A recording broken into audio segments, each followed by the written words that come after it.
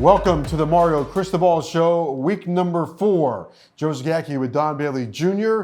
Coach Cristobal coming up momentarily. This week, Hurricanes are on the road for a very important non-conference game against a very hungry South Florida team. They are 2-1. They're a good squad. They took Alabama right to the limit, coming off a big win against Southern Miss. Hurricanes are coming off a dominating win against Ball State. Well, they are, Joe, and Miami's had 3 dominating wins, but they are going to walk into a situation on Saturday against a very well-coached team that plays an aggressive style of football on both sides.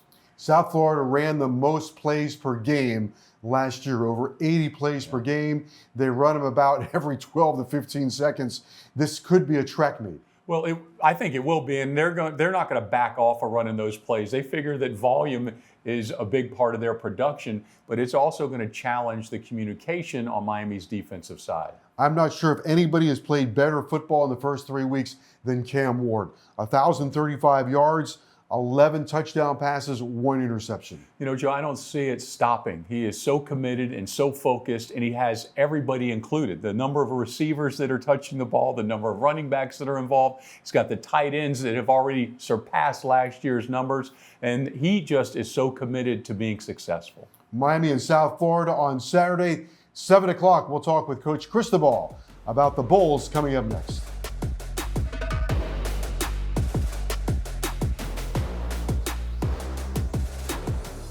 Hello once again, everybody, and welcome to the Mario Cristobal Show. Joe Zagacki, Don Bailey Jr., University of Miami head coach Mario Cristobal. This week, the Hurricanes on the road against South Florida, Raymond James Stadium at 7 o'clock. But first, Coach, this past weekend, a big win over Ball State. I say big because it took 2.5 hours to get to the start, and your team executed at a high level, and the fans, they were right there with you. They were, and a lot of credit to them because I think a lot of other fans may have just headed home and called it a day, and they hung out. You know, they waited for it to pass, and when we came out the tunnel, our players felt that, and that was great. And our players handled it really well also. Came out just like in high school, man, get a 5-minute warm-up, right, do a couple of jumping jacks, and go right to the playing field and play ball. So all in all, just proud of our team and happy, really grateful to the fans for showing up like they did. Coach, talk about some of these numbers. 750 yards of offense. It's awful hard to break a record here at the University of Miami, but you did. You set a new record. Well, I think what's important to point out about that is that we played in the second half. We played mostly our reserves, but these are reserves that are on their way to having significant playing time. Good football players, and we needed to develop that part of our roster. The best part about that is they upheld the standard, so they preserved the shutout. And they continue moving the sticks and scoring points. So we got better as a team and came out relatively injury-free and looking forward to our challenge this weekend. Emory Williams got his first action since last year against Florida State and looked really sharp, 11 for 12 in the game. Beautiful touchdown pass to Lofton. What were your thoughts on how he performed? Well, it should have been 12 for 12, had a drop. You know, that's the first thing that stands out. And it's everything that we've known since last year, and him coming off of rehab. He's an excellent player with an unbelievable future. So it was great to get him significant time with a lot of different players in the game. He took over the offense and he flawlessly operated. You'd be the first to say it that Cam Ward has had a great influence on him. I mean, I talked about it off the air in the locker room and a couple times with him, but the leadership and the mentorship that he's providing is paying big dividends. Yeah, every day is like a new lesson, you know, in leadership and how to be a professional about your business and how to study tape and how to practice. And I know that Emory is soaking every bit of that in. Cam Ward's had 3 games, 3 straight 300-yard games. There's so many fascinating parts about his game. One would be the way the offensive line also protects him, because I would imagine they have to make some adjustments. He's back there. He could be not dancing around, surveying the field for a long time. And that's probably a little bit of an adjustment for the offensive line. Well, you know what? He deserves that. You know, if you give him time, and sometimes when you don't give him time, he's going to find a way to make a play. No one affects any unit more than a quarterback affects not only the offense, but an entire team. And the impact of a guy that's that driven and works that hard and has the results to match it, it gets everybody going at a high level. So, again, super fired up to have that guy taking snaps for us every Saturday. Coach, let's talk about a shutout. That's something, we talk about 750 yards. You also don't see many shutouts anymore in college football. And the fact that overall you held Ball State to 6 rushing yards, almost an unbelievable number in its own right. Yeah, tremendous amount of credit to obviously the players first and foremost, and Coach Guidry and the defensive staff. I mean, they went out there with a purpose, and they executed it at every level. And we sent in waves of guys at every position on all 3 levels, and those guys all executed and got better, certainly a lot better than the previous week when there were some let-ups and some let-downs when we played some of the guys. Your execution on both sides of the ball in the first 3 weeks has been really good. And it's interesting because in college, there are no preseason games. The NFL, you hear them talking, they do have preseason games, but nobody's playing in the preseason games. In the first couple of weeks, some teams are struggling with their execution. How have you been able to come out of the blocks so quick? That has to be a testament, I would think, to all the work that was put in during the summer and maybe even before the summer. Yeah, these players, they, in their minds, they feel like we have played the game way before we actually play the game. And so this goes back to January. This goes back to winter conditioning, all the player-led practices. I wish I could count them up right now, the amount of reps that these guys took, not only with us in spring football and in camp, but also on their own in player-led practices. It's all paid off, and certainly when they carry that attitude to your Monday through Friday practices, trying to win every single day, it pays off on Saturday, and so far, so good.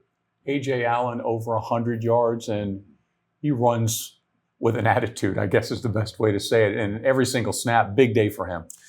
Ran angry. Yeah. And it, I guess the best way to put it is the best thing that we can do as a program is to keep competition real and alive. Okay? Because somehow, some way, and although it makes you feel uncomfortable and sometimes it might make you really upset, the best way to bring the best out of somebody is through competition. And that has been provided in that room and several others. And what we saw on Saturday was an excellent version of A.J. Allen. Credit to him for being patient, and great job by him. A lot of people in football talk about balance, and balance comes a lot of different ways. And I think one of the ways balance is coming in your offense, you look at the numbers and the receivers, the numbers are almost identical. 11 to 14 catches for guys, running backs the same way. So you're able to feature your playmakers equally, and also getting them in really nice spots, a lot of space. A lot of guys have earned playing time, and it's up to us to find ways to get guys on the field and give them a chance to make plays, put the ball in their hands. But we expect guys to play just as hard and be just as physical and just as passionate when the ball's not in their hands. Because at the end of the day, the number one goal still has to be winning. It still has to be about team, and that'll lead to everybody else's goals, and as long as we understand that, we'll go far. So that's something we hammer home every single day. We're always on edge about that. And the guys have done a great job just carrying out that mentality. Coach, Jordan Lyles, 71 yards on the day, but I noticed how he is just developing as a blocker. Without the football, he's really playing like he's a lot older than he is. He came in ready to roll because physically he was already there. Certainly he took advantage of the 6 weeks of training this summer with our strength and conditioning staff, but he was in that playbook relentlessly, and it shows because he doesn't bust. I'll jump to the defense in a moment. He's been pretty disruptive there, but one other note on offense, very few negative plays so far. The running backs, I think, have a combined 2 negative yards in 3 games. So it seems like they're going forward and your offensive line is going forward, and mainly almost every play, there's a positive result. Yeah, there's a lot of improvement in those areas, and certainly we have some opponents coming up starting with this Saturday that are really disruptive and move around a lot and bring a lot of pressure. So every ounce of your scheme has to be tested, and you've got to do everything possible to make them airtight to make sure that, again, our guys and that contact is happening on the other side of the line of scrimmage. Coach, defense for a second, 9 tackles for a loss, 6 quarterback hurries, 5 pass breakups. It was just relentless. And the energy, once that starts happening, it just kind of stacks on top of it again and again, and everybody wants to get in and be a part of it. It does, and it really like turned up with that 4th down stop. We jump off sides when they were about to punt, and they get a 4th and 4, I believe, and we stop them, and that turned into a touchdown that leads to another big play by us on defense, get the ball back, score another touchdown. I mean, the defense is playing at a really high level, and they bring an energy that really kind of permeates the entire locker room and sideline. So we got to keep it going. It's always one guy that starts you up, right? And this week, I don't know, it could have been Simeon, it could have been Wesley. A lot of different guys had their turn. Talking about complementary football, your defense gives the offense the ball back a lot. Ball State came in on third downs. Their one game, they were 12 for 19. I think you almost held them hitless in the game on third downs, but for the season, your third down defense is holding the opponents to 15%. That's pretty good. Yeah, it's tremendous amount of work and improvement. And I think if you sit down with those defensive guys, both coaches and players, they'll tell you that they can be better and that they want to be better. They don't. There's no fake to them. You know what I mean? They just want to get better. They want to win. They just want to go, in one direction. That's up. Let's talk special teams for a minute. Let's go right to kickoff coverage. You've got great opportunity for a young player, or older player, to get on the field and make plays happen. But you look at kickoff coverage, it was Washington, Pruitt, Hayes, Day, the whole gang. Just those guys are just fighting to get downfield and make a tackle. They are. They've got the bug. They want it. They've seen it now. They've felt the physicality that comes with it. There's no more hesitation. The first week or so, you could tell guys were kind of feeling themselves around a little bit, like, man, these are a lot of big guys coming at me really, really fast. After they make that first tackle or take on that first block, their natural instincts are starting to take over. We're starting to see some really, really productivity from those guys. All right, thank you, Coach. Time now for our high performance moment presented by Kia. Chris Johnson, you're talking about high performance. He can really scoot. Yeah, he's a high-octane guy, Joe. And here he is catching the football, but finds the sideline and then just walks down, runs down to the end zone. But the key to me was the blocking that he got downfield. The other receivers are doing great job without having the football in their hand. You see George, you see Restrepo, and they return the favor as Chris gets into the end zone. Chris Johnson with our Kia high performance moment of the game.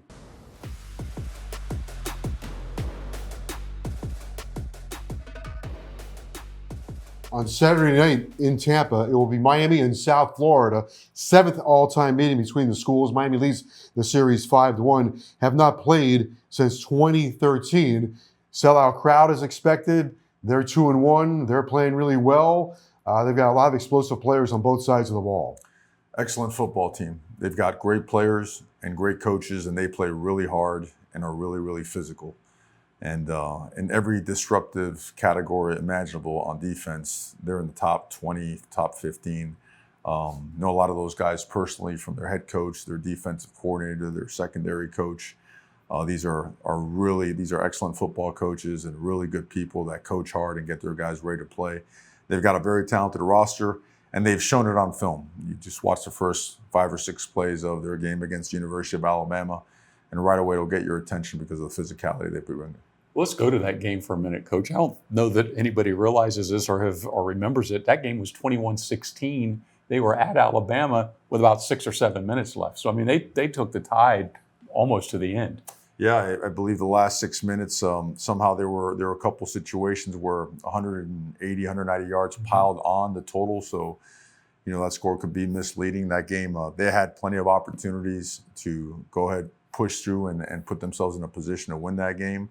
But it's not just that. It's the fact that that's what they've been doing for the last, several games of last season and carried it right over to this season.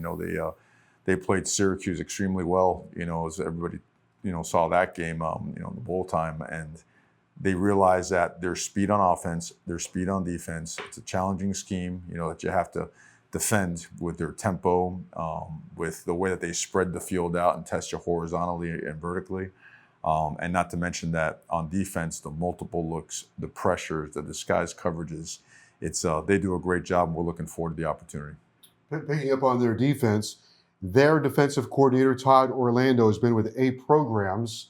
One of those was yours at FIU. So you hired him, and so you know what he's all about. Yeah, great football coach, great person, certainly. And he was at USC also when we were at the University of Oregon. So we've worked together. We have gone against each other. He knows how to coach football, and he knows how to dial it up, and we're expecting a tremendous challenge and a great opportunity. Coach, their offense in real time, they try and get the ball off in less than 15 seconds. That puts a lot of stress on everybody. You better have communication now, but more importantly, you better know your job. You better be organized. You better be detailed. You better put in the time since January to be in great shape, right? Great physical condition, because they really do an excellent job at testing all of those things, you know? And all it takes is one misfit, right? One blown coverage, one substitution issue where you're a guy short or have one too many on the field and you're exposed. But, you know, besides all that stuff, I think what's really important to point out that this group, you know, that we're playing, they play really hard. They play really hard and they play really physical. A lot of respect for them. Their longest drive of the year is 4 minutes. Typically, their drives are anywhere between 2 and 3 minutes long, because, as you mentioned, the tempo. But what does that do? I guess maybe to the time management of the game, or the identity of the game. They're really good at what they do, and we have to do a great job defending it. Coach, when you talk about them as well, their quarterback, you mentioned dynamic. That should be his middle name. I mean, there's not much that he can't do, and he challenges every part of the defense. Really accurate, big, fast, strong. I mean, he beats you with his arm. He beats you with his legs. Very savvy. You know, he knows how to bait you.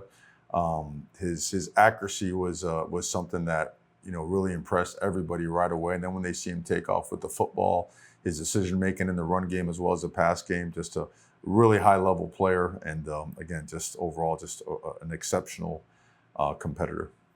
The other thing that jumps out with them, they're an old team, another old team, all graduate students, seniors. Their running back, they have a running back who's 25 years old. I believe the punter's 30 years old. So when you have older teams, I would imagine you can also incorporate more information on those teams. You can. I mean, and you could see in our team, you know, right here, you see so many older guys at different positions. There's nothing like experience, right? Yeah. The value of the repetition and having multiple repetitions, not to mention multiple years getting repetitions, that kind of stuff is invaluable. Sometimes irreplaceable if you can't find somebody that's done it at the same level. So they got a lot of it. We have a lot of it as well. Again, looking forward to an awesome opportunity. Coach, there'd be a lot of pressure to prepare for every game, and there's a group of walk-ons and scout team players that you count on and you give respect to and honor to every single week. How important is the scout team, especially in weeks like this when you're facing an unconventional offense? You know, they're the heartbeat of the week. You know what I mean? Like they pump the life into practice because their level of play and intensity determines the level of our preparation. Mm-hmm. You know, they have to come in motivated. They have to come in ready to put on a different color jersey, right? And mimic the opponent to the best of their ability. And we try to, you know, feature, you know, the guys that have similar qualities to our opponent. We try to put those guys in the appropriate jersey so that the looks are as close to being identical as possible. So our guys have taken a lot of pride, and we really like it when the scout team challenges our players, you know, and like we disallow the whole brother-in-law and stuff that, hey, take it easy on me. No, that's not going to work on Green Tree. That's never been part of Green Tree. So love them, respect them, and certainly really, really appreciate them. Another box that you're checking off here, doing really well. You're protecting the ball, which will be important in this game, but you are protecting the ball, and conversely, you're taking the ball away. Yeah, the turnovers forced by the University of South Florida have really tilted the games in their favor. Again, they get there fast, really, really fast. Ball hawking demeanor, mentality, and physicality. And when they get there, they put their hat on the ball, and they proactively, you know, they take swipes at it, try to punch it out, rip it out, and they've had really good success with that. Coach Markel Bell and McCoy started again on the left-hand side. Mm-hmm. Two big bodies that are getting better every week as well. They are. They really are. They work well together. They communicate really well. And again, just large human beings that play with a great mentality. Markel's got himself in great shape. You know, he's really worked hard since the day he got here. And can't say enough about Matt McCoy, how proud we are of him for him to be playing at the level he's playing. There was a Cristobal that got into the game the other night, played a lot at right guard. How'd he do? You know, he did well. I think all those guys did well. You know, around here, probably nobody has it tougher than a guy like him, because around here it's going to be about who earns time, right? So anyone that steps on the field has earned time. So proud of him and proud of everybody that had a chance to play. Matt Antenzana had a chance to play. Antonio Tripp had a chance to play. Nino had a chance to play. Frankie Tinalau had a chance to play. Lewis had a chance to play. And you know what? They moved the ball. They protect the quarterback well, moved the sticks, and got some points. Coach, when you go back to special teams, how do you define each player's role, and how do you define who's going to go in? And I mean, you got to worry about redshirting and eligibility and all of that. How do you keep track of that whole package that you try and use on special teams? You track it, but guys got to play. To say that, you could predict, when a guy how long he's going to stay healthy for, or that holding a guy from playing is really going to benefit. Guys got to play football. You know what I mean? I mean, in this day and age, you want to develop your roster. The transfer portal, you're sometimes not really sure who's going to be here in a year, not be here in a year. These guys they're heavily invested in, right? Between scholarship and NIL. I mean, they're doing really well. So it's important that we think team first and at whatever cost do what's best for the team. The recruiting world, a lot of buzz about the University of Miami Hurricanes, about the way you're playing, about the way players get treated when they come here. Everything is very attractive about the University of Miami. How do you handle recruiting at this time of the year? Some of it, I guess, as I mentioned, the attractiveness of the play certainly helps along the way. But what are some of the other things you have to do right now in recruiting? Well, you got to stay at it. It's a 24/7 job. Especially during the season, you've got to push the limits of your, ability to operate on whatever you can get from a sleep standpoint. We hold ourselves to a high standard. We stay very efficient, but it never stops. Because if you leave a crack, in the door, someone will get in there. Someone will get in the way of a recruiting effort, one of your own commitments, or in your process when you're trying to land a certain commitment. So we're full throttle on that. We're always looking for elite people that are elite competitors, and we do. We want guys that fit the mentality of the guys we have here right now, because that's been the best part of these last couple of years of work. We have just littered the place with high achieving, high work ethic mentality type guys, and so far it's led off to a great start.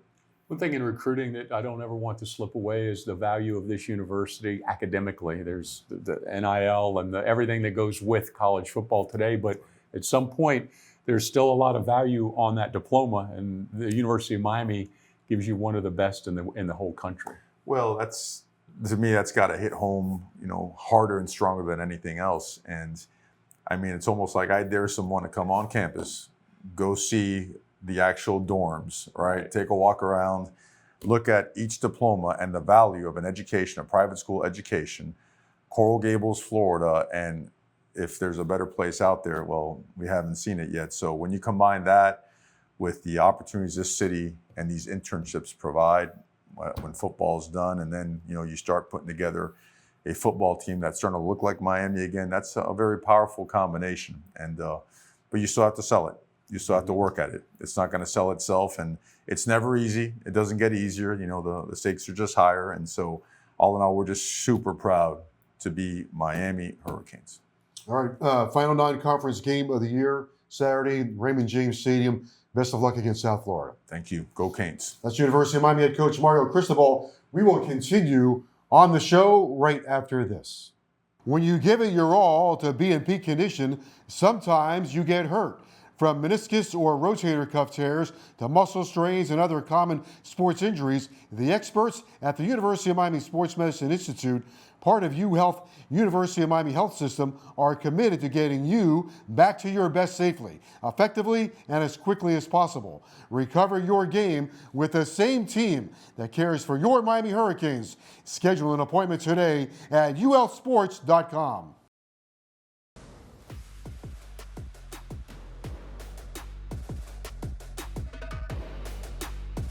Happy to welcome you back to the Mario Cristobal Show. Miami and South Florida coming up on Saturday night at Raymond James Stadium. We'll be at the Pirate Ship. Hurricanes will try to continue their momentum.